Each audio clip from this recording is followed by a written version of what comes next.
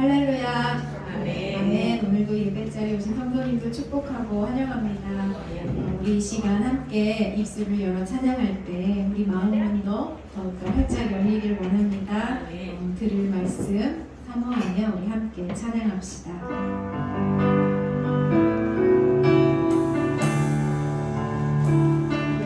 오직 주의 사랑에 매여 매여 기뻐 노래합니다. 이 소망의 언덕 기쁨의 땅에서 주께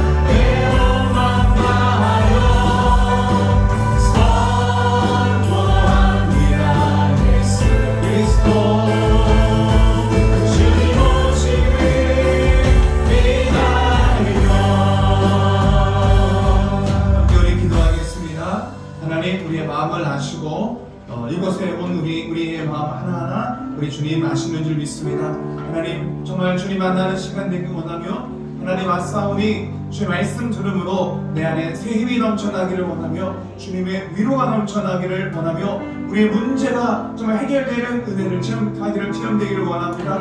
하나님 도우셔서 우리 예배를 받아주시고 하나님 만나는 시간 되게 하여 주시옵소서. 우리 함께 기도하겠습니다. 하나님 아버지 감사함을 드립니다. 부르시고 있나요? 아버지 믿음으로 달려나갑니다. 우리 마음을 만나주시기가 되기 바라며 주님 앞에 드려지는 온전한 예배가 될 수 있도록 우리 하나님께서 지켜주시고 보호하여 주시고 하나님 만나는 놀라운 은혜를 체험할 수 있도록 도와주시고 하나님 잡아주시고 성령의 충만함으로 하나님 마음 바라보게 하시고 성령의 능력을 입고 하나님 통하게 시간이 만드는 귀한 시간이 될 수 있도록 우리 하나님께서 잡아주시고 인도하여 주시옵소서. 예수님의 이름으로 기도드렸습니다. 아멘. 신앙 고백 드리겠습니다. 전능하사 천지를 만드신 하나님 아버지를 내가 믿사오며 그의 아들 우리 주 예수 그리스도를 믿사오니 이는 성령으로 잉태하사 동정녀 마리아에게 낳으시고 본교 빌라도에게 고난을 받으사 십자가에 못 박혀 죽으시고 장사한 지 사흘 만에 죽은 자 가운데서 다시 살아나시며 하늘에 오르사 전능하신 하나님 우편에 앉아 계시다가 저리로서 산자와 죽은 자를 심판하러 오시리라. 성령을 믿사오며 거룩한 공예와 성도가 서로 교통하는 것과 죄를 사하여 주시는 것과 몸이 다시 사는 것과 영원히 사는 것을 믿사옵나이다. 아멘. 예, 우리 찬송가 288장 찬양하시고 이종구 집사님 예배를 기도해 주시겠습니다.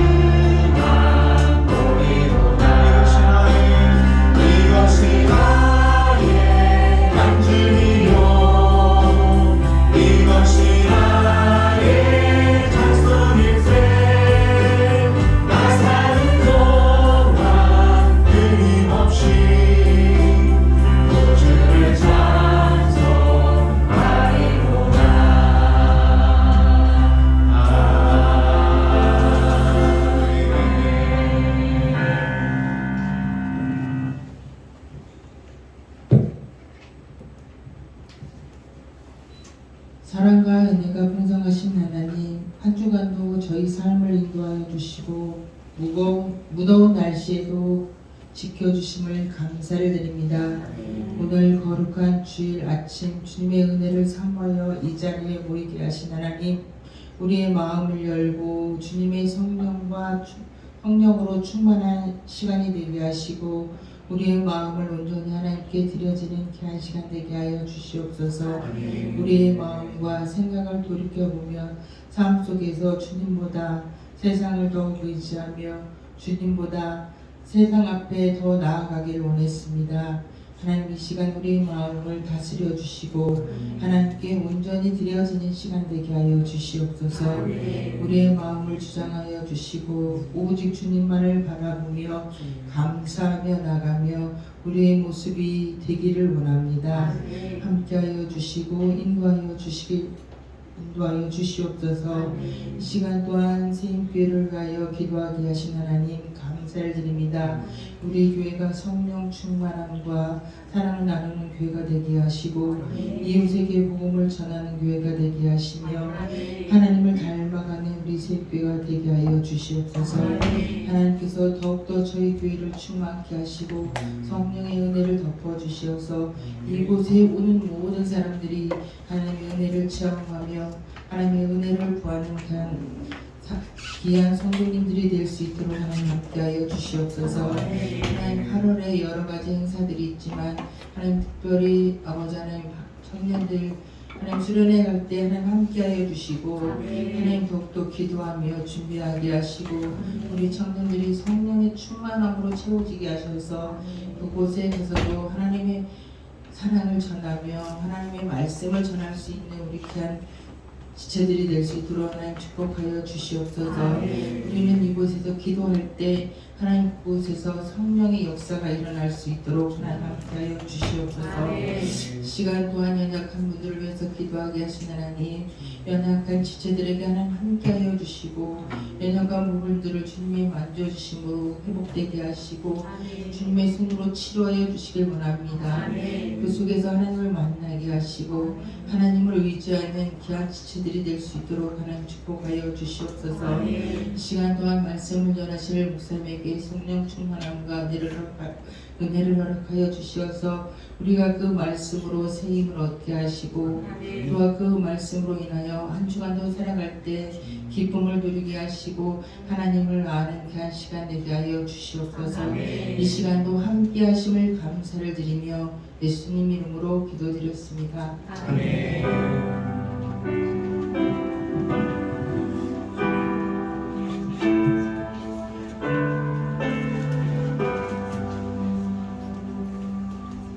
교우신 말씀 요한계시록 2장입니다. 12절에서 14절까지 올려봅니다.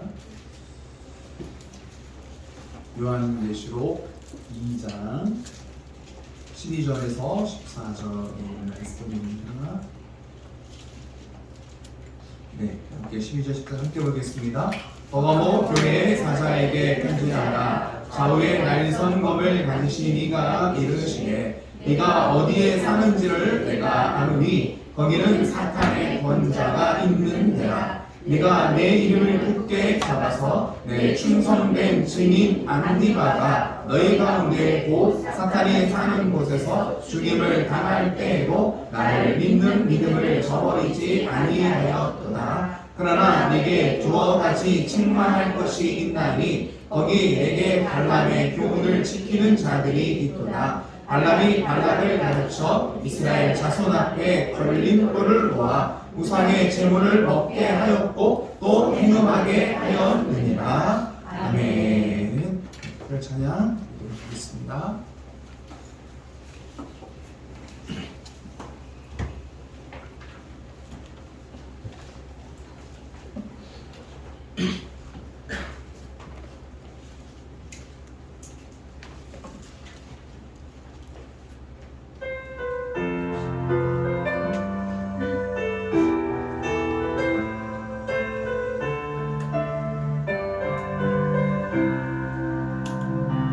나의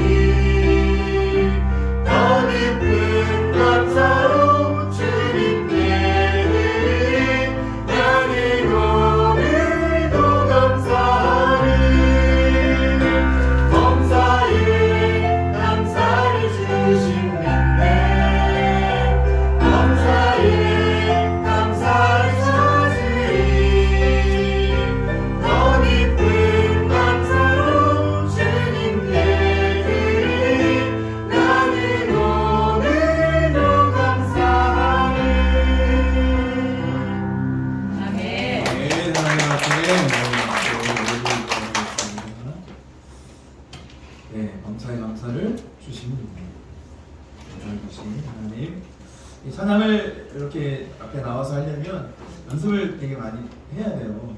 하다 보면 이제 저희는 이렇게 뭐 성가대가 아니기 때문에 한번 연습을 하고 주중에 계속 들으면서 가사를 생각하고 노래를 생각하면서 들으면서 연습을 하는데 이 과정이 되게 좋은 것 같아요. 계속 듣고 찬양하고 저도 이제 그 주님 뜻대로 살기로 했네 이 찬양을 또 함께 또 나누기 위해서 계속 계속 듣다 보면 정말 그 가사가 내 가사가 되고 듣다 보면 또 감사가 되고 또 듣다 보면 은혜가 돼요. 그래서 이런 걸 앞에서 발표한다는 게 그냥 발표가 아니라 앞에서 나오는 찬양이 그 과정 속에서 하나님의 은혜를 체험할 수 있어서 너무나 좋고, 또 우리 기도도 마찬가지더라고요. 저희 집사님들의 기도를 들어보면 다른 분이 그래요. 제가 얘기하는 건 아니고 참 새인교회 집사님들의 기도는 참 은혜스러운데 하나하나 정말 은혜스러워요. 그냥 이렇게 막 하는 게 아니고 한 주만 기도하시면서 또 내용들을 보면 정말로 하나님의 말씀을 붙잡고 그리고 말씀의 그 좀 순종하기를 좀 애쓰려고 했던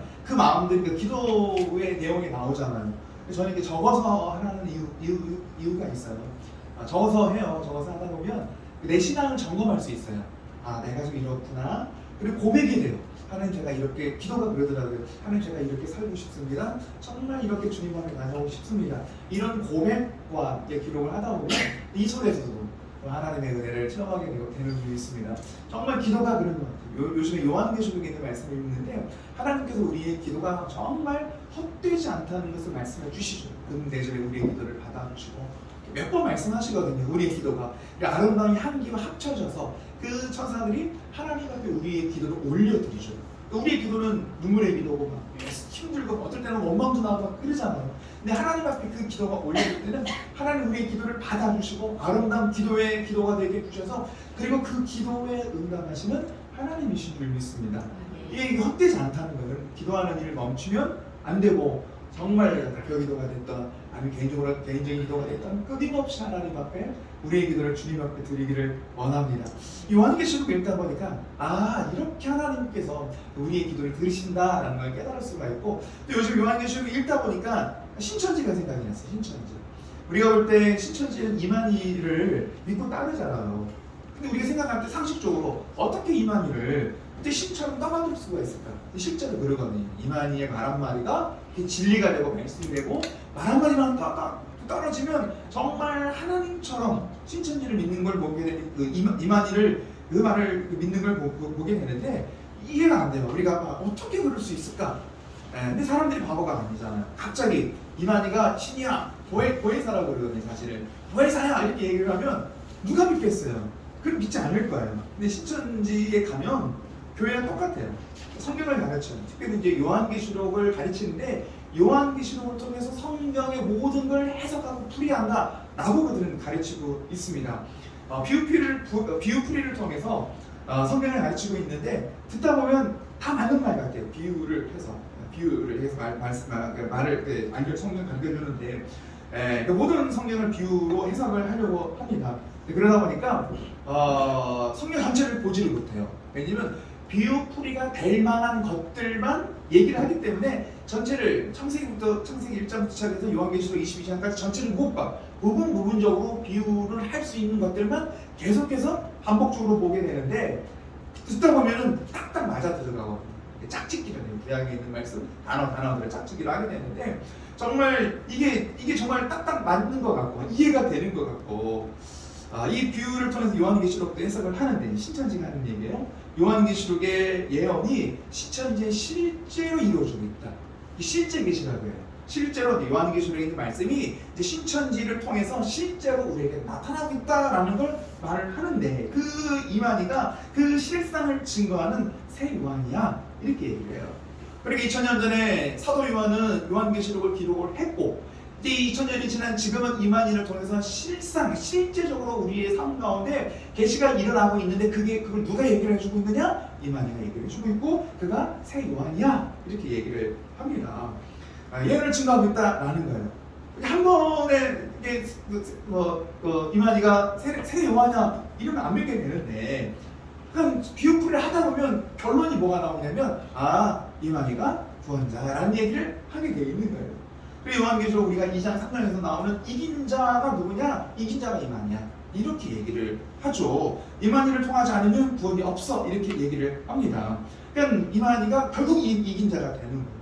제가 이 신천지 얘기를 하면서 이런 비유로 얘기를 드렸잖아요. 원숭이 엉덩이, 어렸을 때 돌이었지. 이 돌이 왜 했는지 모르겠는데 원숭이 엉덩이는 어떻게 됐대요? 빨갛대요. 근데 빨갛면 뭐가 되는 거예요?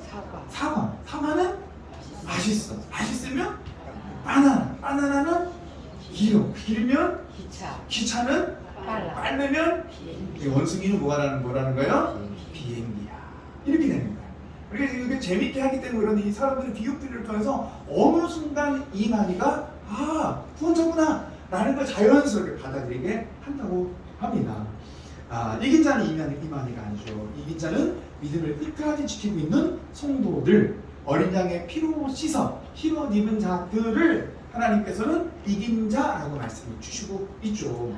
그 14만 4천 명 신천지 사람들 중에 신천지 사람들 지금 한 22만 명, 20만 명 정도 되는데 신천지를 믿는 사람들이 그 사람들 가운데 선택받은 사람은 14만 4천 명, 14만 4천 명 안에 들어가야 되는 거예요.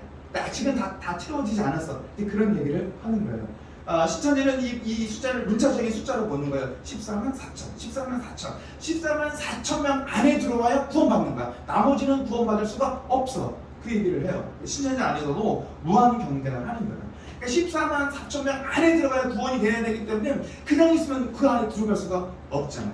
그러니까 실제적으로 그들에게 요구되는 활동이 있대요. 첫째는 전도 실적이 있어야 돼.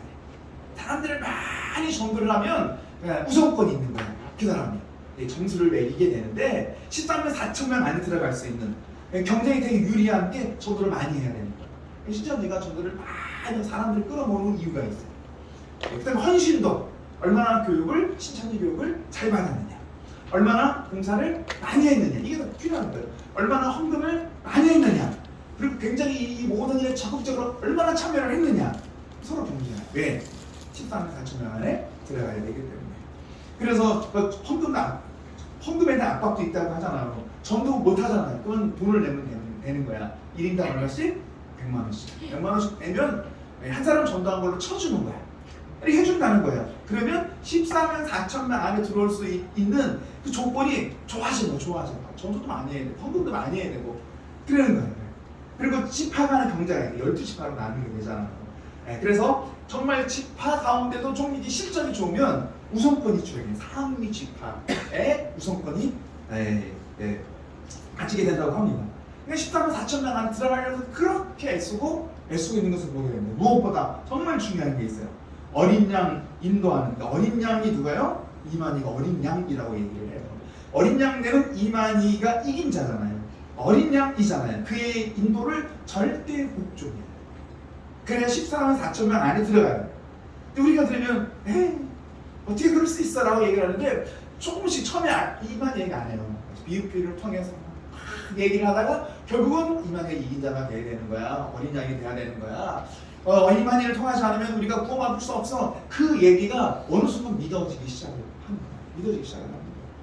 이들의 교리는 조금씩 바뀌어요. 조금씩 바뀌는 거예요. 이만희가 말하면 진리가 되는 거잖아요. 그렇죠? 이만희는 자기를 보혜사라고 얘기를 해요. 성경에서 나오는 보혜사, 성령을 보혜사, 우리를 지키고 보호하시는 보혜사 성령이잖아요. 성령님이시잖아요. 근데 이 보혜사는 말 못한대. 육체가 필요하대. 이 육체가 누구냐? 이만희가 육체, 내가 육체야. 성령을 담고 있는, 보혜사 성령을 담고 있는 육체가 나야. 그러니까 나를 통해서 말하는 게 이게 진리가 되는 거고 말씀이 되는 거야. 이렇게 얘기를 해요. 이만희도 곧 죽어요. 나이가 꽤 되셨잖아요. 죽는단 말이죠. 그럼 분명하게 무슨 말을 할 거예요. 해야 되겠죠. 왜냐면 보혜사가 죽으니까. 죽으면 안 되는데 뭐라고 얘기를 할 거야. 그럼 그 사람들은 그대로 진리로 받아들이는 거야. 말하지 않을 수도 있어요. 그렇죠. 아무 말 안 하고 죽을 수도 있어요. 그럼 누가 말해요? 그 옆에 있는 그를 추정하는 아주 고위급 사람들은 말할 수가 없어요. 왜냐면 그들은 더 이상 사실 준비가 아니거든요. 밑에 있는 성도, 그러니까 그 신천지를 다니고 있는 사람들은 그들은 신천지 성도라고 생각을 하는데 위에 있는 사람들은 다 알아. 말하지 않아. 이만희가 말하지 않아도 지어내야 돼. 왜냐면 이 신천지 조직 깨지면 안 되니까. 왜냐면 뭐 1년에 수천억 원이 왔다 갔다 현금 왔다 갔다 한다고 하잖아요. 이게 없어지면 이게 안 되는 거잖아요. 그러니까 자기들끼리 똘똘 뭉치고 있는 거죠. 누군가를 또 한 명을 내세워서 이 사람이 이만희가 정한 뭐 후계자 정도 말할 것 같아요. 그래야 신천지가 유지가 되기 때문에 그렇죠. 그럼 성경이 말하는 14만 4천 명은 모든 시대의 성년 성도들을 말하고 있어요. 그 문자적인 숫자 14만 4천 명이 아니라는 거예요. 단어들을 보는 것이 아니라 전체 문맥에서 요한계시록을 쭉 읽다 보면 이긴 자가 누구인지 14만 4천 명이 누구인지가 자연스럽게 우리가 알게 돼 있어요. 성경에 이게 누구야 말하지 않아도 이긴 자 좀 예수 믿는 사람들이고 14만 4천 명 정말 모든 시대 그때부터 시작해서 모든 시대 하나님을 믿는 믿음의 사람들임을 알 수가 있습니다. 우리가 요한계시록에 있는 말씀을 전체적으로 천천히 읽다 보면 그 안에서 주시는 하나님의 마음을 알 수가 있어요. 우리에게 무엇을 말씀하려고 하시는지를 알아들을 수가 있는 것이죠. 또 특별히 요한계시록 우리에게 말씀 보면 개인적으로 특별히 정말 안 하시는 거 와닿는 것이 뭐냐면 다른 게 아니고 반드시 끝이 있다라는 걸 말씀해 주시고 있어요. 끝이 있어. 정말 있다는 하나님의 심판의 때, 이 때는 악한 것들이 끝나는 때, 악한 사탄 마귀가 끝나는 악한 것들이 완전히 끝나는 그때가 있다. 멸망의 때가 있음을 우리에게 말씀해 주시고 있습니다. 그러니까 악한 자들은 다 멸망하는 거예요. 그렇지만 믿는 사람들에게는 새 하늘과 새 땅을 만나는 시간이 되는 줄로 있습니다. 그러니까 멸망의 때이기도 하겠지만 그러나 우리에게는 기적의 때라는 걸 알 수가 있어요. 그러니까 요한계시록을 잘 살피기 위해서는요 구약에 있는 말씀도 잘 살필 줄 알아야 돼요. 그러니까 출애굽기를 통해서 10가지 재앙, 애굽에게는 10가지 재앙이었죠. 그러나 이스라엘 백성들에게는 10가지 기적이었잖아요. 하나님의 때, 안 믿는 사람들에게는 멸망의 때가 되겠지만 우리에게는 하나님의 놀라운 기적을 체험하는 그때가 되는 줄이 있습니다. 그러니까 누구에게는 멸망의 때가 되겠지만 우리에게는 기적의 때가 된다는 사실이죠. 정말 반드시 끝이 있음을 말씀해 주시고 있습니다. 종말의 때죠. 그러나 이 끝을 이야기를 할 때 세상적인 종말만을 말하지 않고 있어요. 왜냐하면 세상적인 종말이 오기 전에 개인적인 끝이 오잖아요. 우리의 끝이 오는 거예요. 우리가 끝이 오는 거예요. 30년, 40년 후에는 우리가 결국은 마지막을 딱 접할 때가 있어요. 만날 때, 죽음을 만날 때가 있다는 것이죠. 히브리서 9장 27절이에요. 한번 읽어볼까요? 읽어봅니다. 한번 죽는 것은 사람에게 정해진 것이요 그 후에는 심판이 있으리니. 한 번 죽는 건 정해진 거야. 피할 수 없는 거죠. 한 번이 정한 거예요. 한 번 죽는 건 사람에게 정해져 있는 거예요. 누구나 됐다면 이 끝이 있음을 말씀해 주시는데 그 후에 뭐가 있대요? 심판입니다. 이 심판대 앞에는 어떤 심판을 받는 거예요? 다 심판받아요. 예수를 믿는 사람도 심판대 앞에 서게 되는 거죠. 예수 안 믿는 사람도 심판대 앞에 서게 돼 있는 거예요. 무슨 심판을 받는 거예요? 이 땅에서 뭐하라고 하는 거예요? 우리에게는 하나님 심판대 앞에 믿음, 어린 양의 피로 발라져 있는 우리는 구원받은 하나님의 자녀가 되는 줄 믿습니다. 그런데 우리는 마지막 그 심판 때 좀 멸망이 아니라 예수 생명으로 하나님의 나라에 거하는 이런 믿음의 놀라운 은혜를 체험하는 시간이 되기를 원합니다. 말한 거 뭐냐면 말씀해 주시는 거 뭐냐면 피할 수 없다. 누구에게나 전이됐다. 아무리 내가 이 땅에서 나는 오래 살고 싶어, 오래 살고 싶어, 100년도 더 살고 싶어, 200년도 더 살고 싶어. 그래 살을 하는 거예요. 그렇지만 사람은 1000년도 못 살았잖아요. 1000년이 지나도 우리는 결국은 그 끝이 있음을 우리에게 말씀해 주시고 있습니다. 어렸을 때 이 말씀 보면서 되게 협박한다고 생각해요. 한 번 죽는 건 사람에게 정하신 것이고 너 심판받을 거야. 되게 무서웠어요. 협박하는 것 같아. 뭐 죽음이 막 오고 이런 생각이 들었어요. 그러나 이 말씀은 우리에게 협박하는 말씀이 아니죠. 왜냐면 그 다음 절에 보면 나와요. 그 다음 절. 보겠습니다. 이와 같이 그리스도도 많은 사람의 죄를 담당하시려고 단번에 드린 바가 되셨고 구원에 이르게 하기 위하여 죄와 상관없이 자기를 바라는 자들에게 두 번째 나타나시니라. 아멘. 한 번 죽는 건 사람에게 정하는 것이고 그 후에는 심판이 있는데 이 심판 가운데 우리를 구원하시기 위해서 예수님께서 뭐 하셨다는 거예요? 많은 사람들의 죄를 담당하셨어. 이분이 우리를 구원하시는 분이 예수 그리스도이시잖아요. 속으면 안 돼요. 심판이 있는 걸, 그러니까 마지막이 있다는 걸 말씀해 주시면서 그러나 마지막이 죽음의 멸망의 심판이 아니라 구원의 자리가 되도록 우리 주님께서 우리를 위해 죽으신 줄 믿습니다. 죄와 상관없이. 그렇잖아요. 예수님 죄 때문에 돌아가신 게 아니죠. 누구의 죄 때문에? 나의 죄 때문에 주님께서 돌아가셨다고 말씀해 주셨고 그래서 우리는 그 마지막 때 정해진 그 마지막 심판대 앞에 우리는 멸망이 아니라 생명의 구원으로 나가게 되는 줄 믿습니다. 이게 우리에게 주시는 말씀이라는 거예요. 정말 계시록에 있는 말씀을 통해서 구원하시는 하나님, 지키시는 하나님, 보호하시는 하나님을 만날 수가 있어요. 그럼 읽어보십시오. 요한계시록에 보면 무서운 얘기가 아니라는 거예요. 내가 우리를 구원해 주시고 우리를 붙잡아 주시고 우리를 보호해 주시고, 이게 그 마지막 때 심판 때에 뿐만 아니라 지금을 살아가는 우리에게도 하나님 똑같이 우리를 보호하시고 지키시는 하나님이시를 믿습니다. 요한계시록을 시작하면서 그때 상황이 어떤 상황이었어요? 핍박받을 상황이었어요. 목숨 걸고 주님 믿어야 되는 그런 상황이었습니다. 그래서 막 포기하고 싶은 거야. 낙심이 되는 거, 절망이 되는 거야. 근데 교회를 다니는데 왜 이렇게 나를 핍박하는 사람이 많은지. 보통 핍박이 아니라 막 칼을 들이대고 막 그잖아, 기름 불을 들이대고 막 우리 막 예수 믿을 거야, 이런 상황이잖아요. 이 상황 속에서 하나님께서 사도 요한에게 앞으로 되어질 일을 보여주시는데 낙심하지 말자는 거죠. 믿음의 삶을 포기하지 말라. 하나님 지키신다는 거예요. 그러면서 계시록을 시작하면서 7교회를 향한 말씀을 주시는 거예요. 7교회는 전체의 교회를 말하는 거죠. 2000년 전에 7교회뿐만 아니라 오늘날에 있는 모든 교회들을 향한 말씀, 앞으로 세워지는 모든 교회들을 향한 말씀, 우리가 교회잖아요. 우리를 향한 하나님의 말씀인 줄 믿습니다. 교회를 향해서 말씀하시면서 칭찬을 하셔요. 잘했다. 잘한 거야. 책망도 하시는 거야. 근데 이건 책망 같은 일이야. 이건 고쳐야 돼. 이렇게 말씀을 주시고 있습니다. 왜 책망하시는 거예요? 그래야 이 땅에서 믿음의 삶을 이겨나갈 수 있기 때문에 그렇습니다. 반드시 마지막 때가 오는데 그 마지막 때 승리하기 위해서는 그냥 있으면 안 된다는 거죠. 고쳐야 될 건 고치라고 말씀을 주시고 있습니다. 그리고 요한계시록 옛날에 20대 어떤 교회를 가는 그 교회는 모든 예배 시간에 요한계시록만 가르쳐. 요한계시록 주일날, 그때는 주일밤 예배, 주일밤, 수요일, 금요일 요한계시록만 가르치고 하나하나 해석하고 분석하고 그리고 미래를 맞추고. 근데 요한계시록은요, 미래에 대해서 말씀을 하시지만 그냥 미래를 보라는 얘기가 아니에요. 왜냐, 앞으로 되어질 일을 보면서 정말 중요한 건 지금 현재 2000년 전에 그 교회들은 지금 2000년 전 그 당시에 지금 어떻게 믿음으로 살아가야 될지, 이 말씀을 지금 보는 우리에게도 지금 현재 어떻게 믿음으로 살아내야 될지를 말씀해 주시고 있습니다. 왜냐하면 그래야 앞으로 어떤 일을 만나고 무슨 심판이 온다 할지라도 우리는 어때요? 믿음으로 살아 이길 수 있기 때문에 그렇습니다. 미래를 준비하는 거예요. 정말 그래서 집중해서 교회들에게 하시는 말씀을 봐야 돼요. 내게 주시는 말씀, 내가 어떤지, 내 신앙이 어떤지 점검하는 거예요. 요한계시록에 앞으로 그쵸, 여러 가지 재앙들, 심판들이 계속 나타나잖아요. 그걸 분석하고 아는 것도 정말 중요한데, 저는 가장 중요한 게 1장과 2장입니다. 2장과 3장에서는 이 교회들에 대한 말씀을 하시거든요. 교회들이 어떻게 해야 될지, 뭐가 문제인지를 말씀해 주시고 있어요. 교회들의 모습을 보면 나의 믿음의 상태도 점검해 볼 수가 있어요. 누구의 그잖아요. 에베소 교회에 하시는 말씀이 아니라 에베소 교회에 있는 모습을 보면서, 교회의 상황을 보면서 내 모습도 보는 거예요. 내가 어떤지. 우리가 지난번에 에베소 교회 봤잖아요.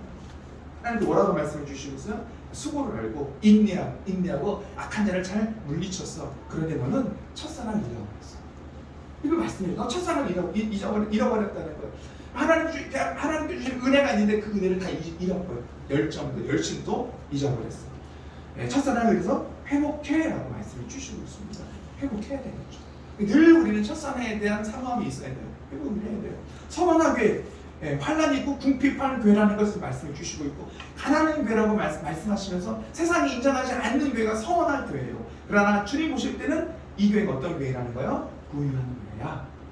사람들이 볼 때는 인정하지 않는 교회인 것 같은데, 근데 하나님 보실 때는, 주님이 보실 때는 네가 실상한 부유한 자야, 이렇게 말씀해 주시죠. 절망하지 말래요. 세상이 나를 뭐라고 판단하는지, 사람들이 나를 뭐라고 평가하든지 이게 중요한 게 아니래요. 주님이 나에게 뭐라고 말씀하시는지를 뭐라고 말씀해 주시고 있습니다. 우리 지난주에 봤던 사대교회는 어떤 교회였어요? 살아있다라고 하는 이름은 있는데 살아있어. 사대교회가 사람들이 볼 때는 사대교회 괜찮은 교회야, 살아있는 교회야, 영향력 있는 교회야, 이렇게 자기들 스스로 이렇게 자부심을 갖고 생각을 하고 있는데, 하나님은 그 교회를 향해서 뭐라고 말씀하시는 거예요? 실상은 죽은 교회야. 죽은 교회는 죽은 교회예요. 죽은 교회. 이건 책망해서 사대교회는 끝났어. 이 교회는 책망만 있거든요. 끝났어. 이걸 말하시는 것이 아니라 야 너가 죽으면 돼. 그러니까 뭐라는 거예요? 뭐라고 말씀 주시고 있어요? 기억하고 돌이켜야 돼. 회개해야 돼. 돌이키면 되는 거야. 지금 너는 회개할 일이지 낙심할 일이 아니야. 말씀을 주시고 있어요. 정말 교회들의 모습이 이렇고 성도들의 모습이 이렇다는 것을 알 수가 있어요. 이제 벽어머 교회가 나누려고 하는데 제가 교회가 7개가 나왔는데 얼른 이렇게 소개만 하다 보니까 이분이 얼른 소개할 일이 아니더라고요. 정말 자세하게 하나님께서 교회들에게 뭐라고 말씀하시는지 7개를 말씀하시면서 맨 끝에마다 지난주도 나눴잖아요. 맨 끝에마다 하나님께서 주님께서 꼭 한마디씩 하시는 뭐라고 말씀하셨어요? 성령이 귀 있는 자는 성령이 교회들에게 하시는 말씀을 들으라라고 말씀을 주시고 있어요. 그럼 귀가 있잖아요. 그거 들으시면 되는 거예요. 들으면 돌이킬 수가 있고 살 수가 있는 거예요. 버거먹이는 어떤 교회였어요? 2장 13절이에요.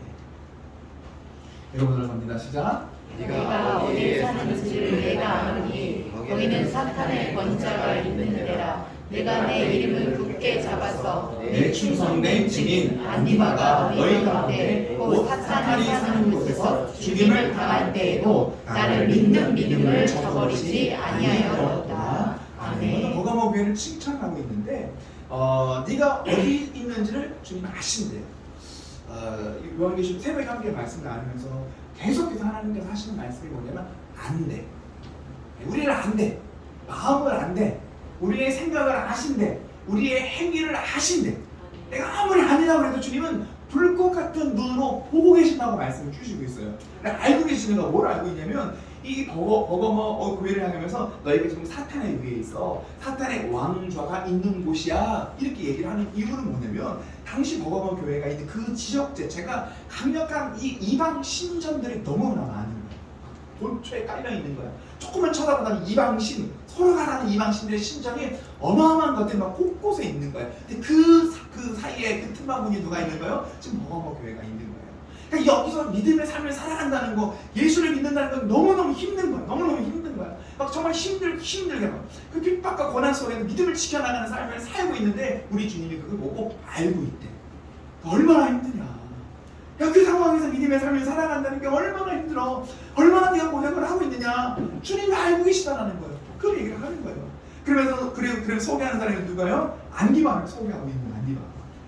안디바가 어떤 일을 하는 거예요? 10장 끝에 보니까 안디바가 너희 가운데 곧 사탄이 사는 곳에서 죽임을 당할 때에도 나를 믿는 믿음을 저버리지 아니하였다. 안디바의 신앙이 이거예요. 죽는 한이 있어도 그 믿음을 저버리지 않아. 믿음을 포기하지 않았어. 정말 큰 믿음을 가지고 있는 거죠. 이걸 주님이 아신대요. 안디바가 어떻게 하다가 예수 믿다가 죽었어 정도가 아니라 정말 사랑하는 거예요. 안디바만 있는 게 아니라 이 믿음의 사람들이 있는 거예요. 정말 그 믿음을 잃어버리지 않고 정말 목숨 걸면서 주님을 끝까지 믿음을 지킨 안디바가 정말 믿음을 지켰던 안디바를 소개하고 있는 거죠. 얼마나 사실은 놀라워요. 얼마나 이게 사실은 놀라운 일입니까? 그런데 이 믿음 좋은 버가모 교회가 흔들거리고 이것도 진짜 흔들거리고 있는 거예요. 애는 그 속에서 흔드는 자들이 있어. 네, 아주 교회를 흔드는 자들이 있어. 우리의 믿음을 흔드는 것들이 분명하게 있습니다. 정신을 똑바로 차리지 않으면요, 하다가 그냥 그게 좋은 거라고 생각을 하는 거예요. 이 버가모 교회를 흔드는 자들이 있어요. 이유는 외적인 핍박이 아니에요. 누군가가 막 칼을 들고 와갖고 이런 핍박이 됩니다. 2장 14절이에요. 보겠습니다. 그러나 내게 더 가지 책망할 것이 있나니 거기 내게 발람의 요구를 지키는 자들이 있도다. 발람이 발락을 가르쳐 이스라엘 자손 앞에 열림돌을 모아 우상의 제물을 먹게 하였고 또 행음하게 하였느니라. 아멘. 발람의 교훈을 따르는 사람들이 있대요. 그 발람의 교훈이 어떤가요? 이스라엘 백성들이 광야를 지나가잖아요. 가나안 땅에 들어가야 되잖아요. 그 가운데 막 전쟁에서 승리하잖아요. 그러니까 모압의 발락이라고 하는 왕이 두려운 거 이스라엘 백성들이. 그래서 이스라엘 선지자도 아닌데 이상한 선지자 하나 발람을 데려다 놓고 이스라엘 백성들을 저주하래요. 망해라. 이런 저주를 하는 거야. 죽어버려라. 이런 저주를 하래요. 그래서 발람이 막 저주를 하려고 했어요. 근데 하나님께서 막아버려요. 그러니까 발람이 너 저주하지 마. 너 축복해. 이 발람이요 저주를 하려고 하다가 이스라엘 백성들의 선지자도 아닌데 이 하나님의 말씀을 듣고요 저주하지 않고요 오히려 축복을 해버리네. 발람이 화가 나죠. 내가 저주 안 하고 했는데 저주만 했으면 내가 돈 많이 줄 텐데 금은과 같도 안 하고 저주 안 하니까 막 그러잖아요. 나중에 시간이 지나가고 이 발람이 이 이스라엘 백성들을 망하게 하는 방법을 알려줘요. 여기 보니까 걸림돌이에요. 걸림돌. 앞에서 딱 걸려 넘어질 만한 걸 딱 갖다 놓은 거야. 그럼 당시 이스라엘 백성들에게 걸림돌이 어떤 거냐면 다른 게 아니에요. 밑에 보니까 이스라엘 자손 앞에 걸림돌을 놓아 우상의 제물을 먹게 하였고 또 행음하게 하였다. 당시의 우상을 숨기는 그 신전에는 항상 행음하는 것들이 같이 있었어요. 굉장히 더럽죠. 근데 그거를 종교적인 행위라는 거야. 종교적인 행위. 이게 막 사람들이 생각하는 이게 아니라 종교적인 행위로 행음하는 일들을 하게 한 거야. 그러니까 이스라엘 백성들은 저주를 받아서 망한 게 아니라 이 걸림돌을 딱 갖다 놓으니까 여기에 다 걸려 넘어지는 거야. 스스로 망하게 되는 거야. 저주로 망하지 않아. 우리가 누군가가 나를 저주한다고 그 저주 때문에 내가 망하지 않는다라는 거예요. 행음의 음란한 행위에 빠지게 됩니다. 함정이죠. 그러면 함정 조심하죠. 이스라엘 백성은 이게 함정, 걸림돌이에요. 그럼 내 걸림돌이 뭔지를 봐야 돼요. 나의 신앙을 무너지게 하고 망가지게 하는 거 핍박이 아니라니까요. 여러분 핍박이 오면 더 힘들어요. 그잖아요. 누군가 나를 핍박해. 교회 다니지 못하게 한다. 저희 집사람도 굉장한 어렸을 때 핍박이 있었다고. 초등학교 5학년 때. 저도 초등학교 5학년 때 교회를 다니고 집사람은 초등학교 5학년 때 교회를 다니고. 저는 아무런 핍박이 없었어요. 저는 교회를 안 가라고 했는데 가라고 하는 핍박을 받았어요. 가기 싫고 가라고. 막 헌금하라고 100원 주고 막 100원 줬어요. 아버지가 헌금해. 저는 그때 10원짜리를 바꿔놓고 20원 헌금하고 80원 까먹고 막 그랬어요. 차는 교회를 안 가니까. 그래 초등학교를 다 벗어나면서 아버지가 초등학교 교사였으니까 맨날 같이 교회를 가야 될 수밖에 없어요. 제가 전에 말씀드렸잖아요. 이제 제가 중학교를 딱 올라가면 이제는 아버지랑 떠나겠다 생각했는데 교회 아버지가 중고등부 교사로 옮기시더라고요.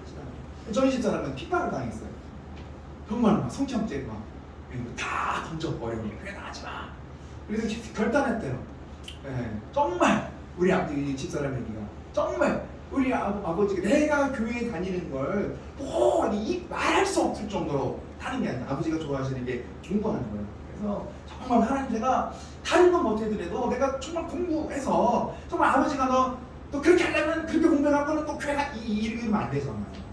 그래서 정말 기도할 때 하나님 정말 내가 저는 신앙생활 잘하려고 하는데 아버지가 좋아하시는 건 공부인데 그래서 일주일 종교 일주일 우리 옆에는 뭐 수면지만 이름 있는 그 친구는 맨날 막 밤새 공부하고 막 근데 그 친구는 1등을 못하는데 집사람들 1등이고 어느 순간 아버지 말을 못하는 거죠. 아버님은 왜냐면 공부를 못하면 공부도 못하면 이래야 되는데 공부를 너무너무 잘하고 이 핍박 속에서 정말 우리 봐야 되죠. 우리가 그 핍박이 오면 우리는 더 하나님 앞에 기도하게 되죠. 무릎 꿇게 돼요. 근데 거기서 힘이 나는 거예요. 핍박이 무서운 게 문제가 아니라 핍박이 오고 문제라고 오는데 거기서 더 기도했더니 영적인 힘이 생겨날 때 이겨나갈 수가 있는 거예요. 우리가 왜 무너져요? 사실은 영적인 힘이 없었어요. 영적인 힘이 생겨나면요 직장인 되던가요. 피곤하냐. 우리가 옛날에 그렇게 신혼생활을 했잖아요. 막 이렇게 공제 공장에 다니시는 분들이 많이 있었잖아요. 그때는 금요일날 밤새 새벽 2시, 3시까지 철학기도 하고 하실 분도 계시잖아요. 그리고 새벽 4시 반에 5시에 일어나서 새벽 기도하고 그리고 그분들 직장에 가고 있어요. 피곤하지 않다는 거예요. 육신적으로 피곤할 수가 있겠죠. 근데 그걸 이겨나요. 그럼 핍박이 문제가 아닌 거예요. 정말 핍박이 아니라 정말 작은 것인데 나를 걸려 넘어지게 하는 것들이 있다. 그럼 여러분 그래서 정말로 이 내부에서 오는 내 안에서 오는 이 믿음의 갈등 믿음의 생각들이 잘 우리가 분별을 내지 못하면 이 걸림돌에 넘어지게 돼 있는 거예요. 지금 허무교회가 그런 적당히 예배하는 거죠. 우리가 세상을 우리가 정말 사랑하고 사랑하지만 그러나 복음의 진리와 세상의 생각들이 섞이면 자동차가 그렇잖아요. 기름하고 휘발유하고 물하고 섞어 놓으면 차가 움직여요? 안 움직이듯이 복음의 진리와 세상같이 적당히 섞이면요 잘 될 것 같은데 안 됩니다. 그럼 구원의 진리가 세상의 것들과 섞이면 안 되는 거죠. 지금 적당히 어떻게 되는 거예요? 섞어놓는 거죠. 걸림돌이 이 발람의 교훈을 따르는 자들이 있는 거예요.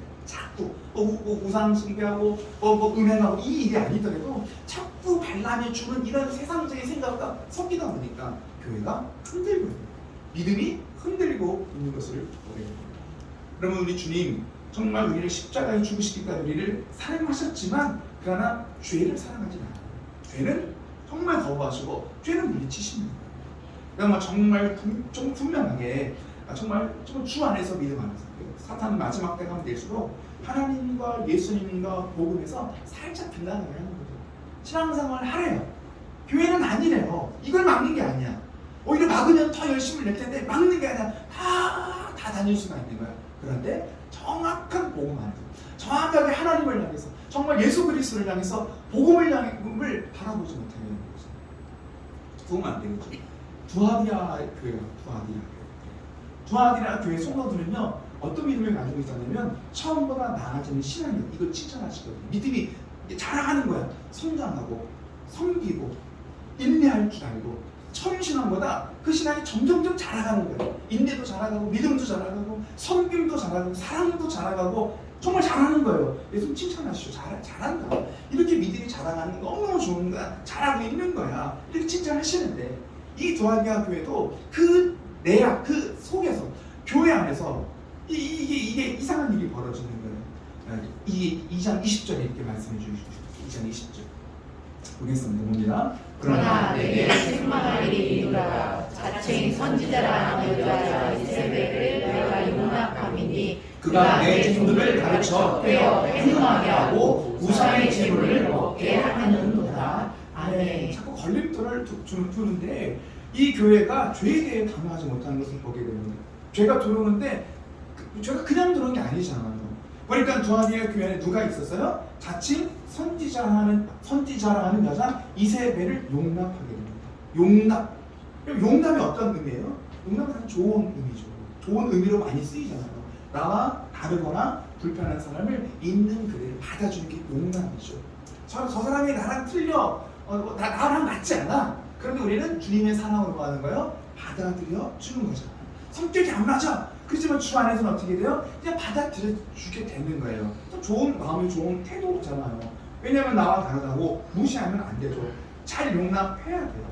근데 지금 누구를 용납하고 그러나 무엇을 용납해야 될지, 누구를 용납해야 될지는 분명히 알아야 되는데 지금 누구를 용납하고 있는 거예요? 자칭 선지자라 하는 여자 이세벨을 용납했다라는 거예요.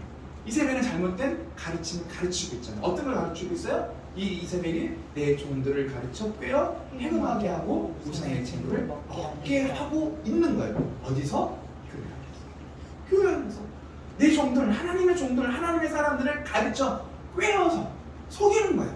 속임을 가지고 잘 깨워가고 뭐 하고 있는 거예요? 행음하게 하고 우상 숭배 하도록 만들고 있는 거잖아요. 이걸 먹게 하는 거잖아요. 근데 그걸 교회가 알았어. 알았으면 뭐 해야 되는 거예요? 멈춰야죠. 안 돼요. 저지해야 돼. 막아서야 되는 거예요. 근데 교회가 지금 뭐 하고 있는 거예요? 용납하고 그냥 받아내주고 있는 거잖아요. 방치하고 있고 묵인하고 있어요. 그렇죠? 거짓 선지자, 자칭 선지자라고 하는 그 죄를 가르치고 있는 사람이 여기서 가르치고 있는데 그걸 교회에서 보고 그냥 묵인하는 거예요. 못 본 척하고 있는 거예요. 분명히 죄가 나 사람들을 이렇게 만들고 이렇게 행음하고 우상 숭배 재물을 먹게 하고 있는 가르침을 하고 있는데 그냥 눈 감아버리고 있는 거예요. 얼마나 이게 무서운 일이 되는 거예요. 하나님의 사람을 망가뜨리고 있는데 이걸 용납하고 있다, 용납했다라고 말씀해 주시고 있는 거잖아요. 막지 않고 있죠. 막지 않는다는 건 우리 교회는 말씀이 작동하는 거죠. 말씀이 작동을 해야 돼요. 우리의 믿음은 그냥 세상 속에 살지만 때는 우리가 실수할 수도 있잖아요. 그때 내 안에 뭐가 작동해야 되는 거예요? 하나님의 말씀이 작동하는 거죠. 하나님의 말씀이 작동하면 어떻게 돼요? 우리는 이건 잘못됐구나. 또 나를 향해서도 하나님 이거 제가 잘못했습니다. 이건 제가 실수한 겁니다. 이건 제가 죄를 지은 겁니다. 라고 하나님을 돌이킬 수가 있는데 언제 돌이킬 수가 있는 거예요? 하나님의 말씀이 작동하면 되는 거예요. 우리가 언제 망가지는 거예요? 하나님의 말씀이 작동해야 되는데 말씀이 작동하지 않아. 뭐 하고 있는 거예요? 그냥 묵인하고 내가 내 스스로에 대해서, 내 생각에 대해서, 내 마음에 대해서 처음에는 양심이 움직이잖아. 이게 아닌 것 같은데? 이거 잘못인 것 같은데? 이러면 안 될 것 같은데? 이거 하나님 기뻐하지 않는데? 이런 생각이 올라오잖아요. 근데 이걸 자꾸 묵인하는 거야. 무시하는 거야. 생각하지 않아요. 말씀이 작동하지 않아요. 어느 순간에 그게 내 안에 들어와서 뭐가 되는 거예요? 또아리를 틀고 있는 거죠. 또아리를 틀고 있는 거예요. 그리고 남 점점 자라가고 있는 거예요. 그걸 좀 뽑아내야 되는데 뽑아내지 않고 있는 거예요. 지금 그러고 있는 거예요. 말씀이 작동하지 않아요. 왜 막지 않았을까? 왜 막지 않았을까? 막아야 되는데 왜 막지 않는 거예요, 교회가? 실제 교회가 있는 걸 막지 않는 거예요. 왜냐면 첫째는요, 겉으로 볼 때는요, 신앙적인 열매가 나타나는 것처럼 보이는 거예요. 열심. 어떤 성도가 되게 열심을 내. 진리가 없는데 열심을 내고 있어요.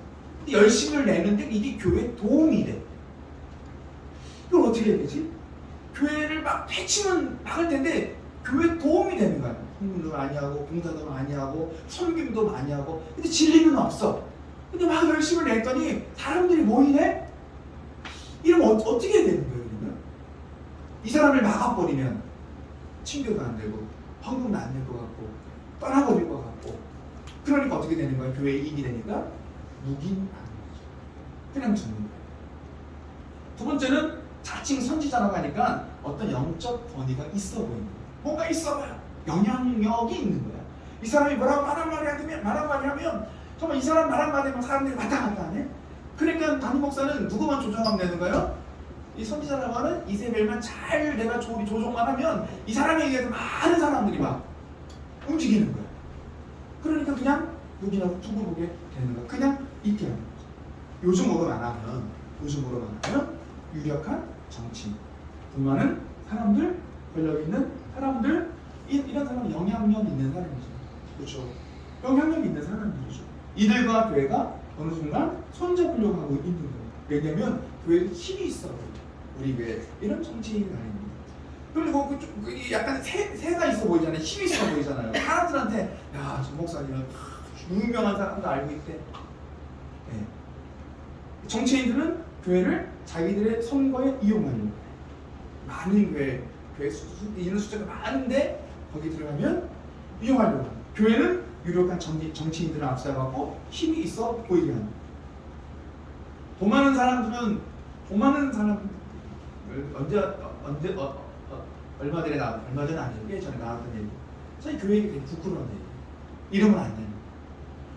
돈 많은 사람들이 교회에 헌금을 한대요. 그리고 교회 나중에 일정 금액을 돌려준대요. 해야 돼. 교회가 헌금을 해. 헌금을 하면 그 사람은 이제 세금의 혜택을 보겠죠. 나중에 교회가 다시 그 사람에게 돌려줘. 이익이죠. 교회 쪽에서 보면. 왜냐면 그분이 헌금을 굉장히 많이 해요.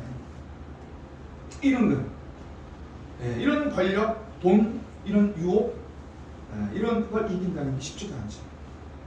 서로 유혹하면 저는 시험에 빠지게 하면 시험에 빠지게 하면 믿음에 서 있어요. 그런 정치인이나 돈 많은 사람이나 권력이 있는 사람들이 교회 오지 못하게 해라, 교회 오는 걸 막아라, 그 말하는 게 아니죠. 교회는 정치인이 됐던, 돈이 많은 사람이 됐던, 권력이 있는 사람이 됐던 간에 왔을 때 사랑을 받아줘야 되겠죠. 그러나 죄와 악에 대해서는 분명한 선을 긋지 않으면 나도 속고 그도 속고 교회도 망하게 되는 거고 한 영혼도 망하게 되는 거예요. 그렇잖아요. 한 영혼이 힘들게 교회 나와요. 어떻게 생각해서 어떤 권력이나 힘 앞에서 서로가 그런 사이가 돼버린다면 우리가 누군가 전도해 봤을 때 우리 교회가 하나님의 믿음으로 바르게 서있지 못하면 세상에서 하는 걸 교회에서 똑같이 한다고 생각해 보십시오. 그럼 정말 하나님 잃어버린 영혼을 정말 불러내기 위해서 한 영혼을 위해서 십자가에 죽으셨는데 우리가 그걸 다 막아버리면 안 되죠. 그래서 교회에서 모임을 잘해야 된다, 교제를 잘해야 된다, 세상적인 교제가 되면 안 된다. 그럴 수 있어요. 사람들 모아놓고 하나가 되기 위해서 이렇게 교제를 해야 사람들이 많이 모여야 되는데 그러면 세상적인 일들을 하고 있다면 당장은 좋게 보일 수 있겠지만 반드시 깨지게 되어 있어요. 한 영혼은 구원받을 수가 없죠. 저희 2층에 사시는 분이 있어요. 제가 교회를 새벽에 5시 30분? 그쯤 이제 출발을 해요. 30분, 오전 30분에 할 때 40분. 꼭 그 시간대면 담배 피러 나오시는 분이 있어요. 2층에 사시는 분. 참 부지런하셔. 그 시간에 거의 만나요. 일어나서 근데 그분이 되게 저희에 관심이 있어 하시는 거죠. 막 물어봐요. 처음에는 그냥 막 이렇게 선생님 그러다 어느 순간 내가 이제 늘 이제 새벽에 만나니까 어디 가냐고 좀 교회 간다고 그러면 꼭 아셨다고. 제가 먼저 나는데 24일 나중에 나면 아유 어떻게 그분이 한 분은 왜 안 내려오시냐고 내려오는 중이라고. 근데 그분이 관심을 가지셔서 저희도 기도가 되는 거죠. 정말 새벽마다 그래도 막 담배를 많이 피셔가지고 새벽에도 나오시고 그럼 제가 이제 한 8시쯤 나가려면 그때 또 나오셔서 또 인사하고 그 저녁 때 되면 또 들어오면 꼭 거기 담배 피시는 데가 있어서 거기 담배를 피시고 매 그런 거 계속 만나게 되는 거예요. 그분이 어느 날이니까 저를 이제 알죠. 이제 교회 목사라는 걸 알고 그리고 이제 교회 제가 소개를 했죠. 소개를 하고 그리고 저거 명함을 달라는 거예요. 네, 저는 명함이 없거든요. 그래서 주보를 드리겠다고. 주보를 드렸어요. 주보를 하고 꼭 그분이 하시는 말씀이 있죠. 꼭 한번 찾아뵙겠다고 한번 오겠다고 막 그렇게 얘기를 하셔서 저도 오시라고 이제 그렇게 얘기해서 정말 이렇게 좀 교회를 소개하고 그러잖아요. 근데 우리가 준비가 돼 있어야 되잖아요. 그분이 왔어. 어떤 친교를 해야 돼요? 뭐 세상적이고 같이 뭐 예전에 같이 친해지겠다고 같이 가면 담배를 필 수는 없는 거잖아요. 세상에 사는 일 똑같이 해보면 그분이 교회 와갖고 왜 교회 나오겠어? 교회 나올 이유가 없는 거잖아요. 우리가 믿음으로 준비돼 있을 때 그 영혼을 살리는 일을 해야 되잖아요. 바른 친교를 해야 되는데 정말 그렇잖아요. 그래서 죄인이 됐던 그쵸 정치인이 됐던 그 죄에 대해서만큼 우리가 구분하고 분별해야 돼요. 정자라는 얘기가 아니에요. 빼격해요. 네. 우리는 교회를 떠날까봐 그냥 정말 죄에 대한 일을 눈 감아주고 있으면 안 되는 거예요. 사랑이라는 이름으로 모든 것을 받아들이긴 드리는데 그 사랑은 어때요? 하나님의 말씀의 진리 안에서 우리가 받아내야 될 줄 믿습니다. 그러면 뭐 깨끗하고 죄 없는 사람만 교회 나오라는 것입니까? 그러지 않잖아요. 완전한 사람이 없어요. 다 부족해요. 그럼 저는 완전해서 여기 설교하고 있는 거예요? 그렇지 않아요. 너무 부끄러워요. 저도 마찬가지예요. 제가 죄가 없어서 깨끗해서 조금 더러운 분보다 괜찮은 사람이기 때문에 여기서 설교하는 것이 아니라 저도 부족하고 연약하고 부끄럽고 말할 수 없지만 그러나 하나님께서 제게 주신 사명이기에 부족하시는 앞에 나서 여러분에게 설교하는 것이 아니라 함께 말씀 나누고 있는 거예요. 저도 이 소리를 듣고 저도 돌이키고 바꿔야 되는 거잖아요. 다 부족하고 연약하잖아요. 다 죄인이죠. 이런 우리가 정말 주님 앞에 나올 때는요, 교회 나올 때는요, 나의 죄를 인정하고 잘못임을 깨닫고 좀 어떻게 하면 내가 돌이킬까? 라는 마음으로 주님 앞에 나와야 될 줄 믿습니다. 이 마음으로 나오는 거예요. 이 마음으로 나오는 게 정치인이 됐던 돈 많은 사람이 됐던 세력이 있던 힘이 있던 그 누가 됐던 간에 좀 어떤 마음으로 나와야 되는 거예요? 주님을 만나고 내가 돌이켜야 돼요. 네. 하나님께서는요 이 악함 있는 사람들에게 분명하게 말씀하셔요. 2장 22절에 이렇게 말씀을 하시죠. 보겠습니다. 또 내가 그에게 회개할 기회를 주었을 때 자기의 은혜를 회개하고자 하지 아니하는구나. 하나님께서 너 회개해라고 말씀을 하시는데 자기 은혜를 회개하고자 하지 않는 거예요. 나의 잘못을 회개를 하고자 하는 마음이 아예 없는 거예요. 이런 주님의 마음이 가슴이 아프신 거죠. 돌이켜야 되는데 돌이키지 않아요. 정말 마지막 때가 되는 걸수록 외부적인 비판이 아니라 우리 안에서의 정말 여러 가지 변질적인 변질된 우리의 모습으로 교회가 흔들리고 있어요. 마지막 때가 되는 데서 큰 교회가 됐던 작은 교회가 됐던 정신이 발작 차게 돼요. 이거는 누구를 향한 얘기가 아니에요. 우리는 괜찮은데 저 사람은 왜 저 교회를 저럴까? 그 말 하고 싶은 게 아니죠. 정말 내 믿음이 어떤지 정말 믿음으로 살아내야 될 줄 믿습니다. 이렇게 교회 안에 모든 사람이 다 변질된 것처럼 보이겠지만 그러나 그 교회 안에도 믿음으로 살아내는 사람이 있는 거예요. 2장 24절에 보겠습니다. 그라에 나가 있어 이 교를 받지 아니하고 소위 사탄의 깊은 것을 알지 못하는 너희에게 말하노니 다른 칭으로 너희에게 줄 것은 없노라. 24절에 뭐라고 말씀해 주시고 있어요? 두아디라에 나가 있어 남은 믿음을 지키는 사람들이 있는다. 다 변질된 것이 아니라 그 속에서 믿음을 지키고 살아내는 이 교훈, 발람의 교훈을 받지 않고 믿음으로 살아내는 사람이 분명하게 있는 게 힘들죠.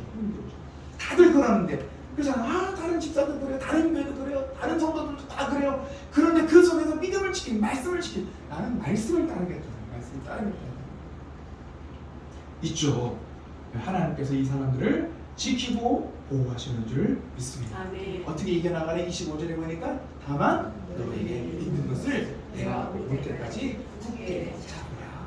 아멘. 너에게 은혜가 있지. 너에게 말씀이 있지. 은혜가 있지. 말씀이 있잖아. 다시 기억해야 돼. 기억하려. 내게 주신 말씀, 내게 주신 은혜가 있대요. 이걸 뭐하래요? 내가 올 때까지도 이거 붙잡고 있어야 돼. 하나님의 말씀 붙잡고 있어야 돼. 너에게 주신 그 은혜가 있는 거야. 그 은혜를 붙잡고 있어야 돼.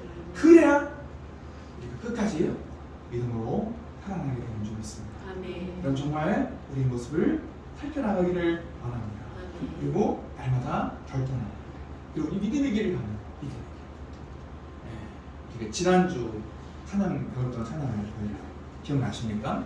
돌아서지 않아. 돌아서지 않아. 이 결단 찬양하도록 하겠습니다.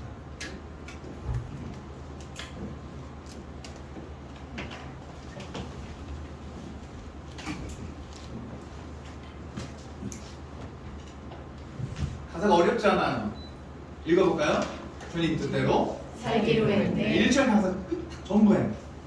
이게 다예요. 주님 뜻대로 살기. 2절 가사는 뭐예요? 이 세상 사람 난 몰라. 이 2절 끝이에요. 가사가. 3절은 세상 등지고 십자가고 이게 다예요. 그러니까 1절, 2절, 3절은 사실 이게 옛날 곡은 이 곡이 안 나오는데 좀 이렇게 편곡을 해서 나온 곡인데 어렵지가 않아요. 그리고 주님 뜻대로 하고 좀 길어. 금방 살기로 했는데 나가고 싶으면 좀 길어. 좀 참으셔야 돼요. 그리고 생각을 하시는 거예요. 아, 나는 주님 뜻대로 살아가는 사람이지. 주님 뜻대로 살아가는 사람. 이걸 생각하시면 찬양하시면 될 것 같아요. 앞에만 한번 해볼게요.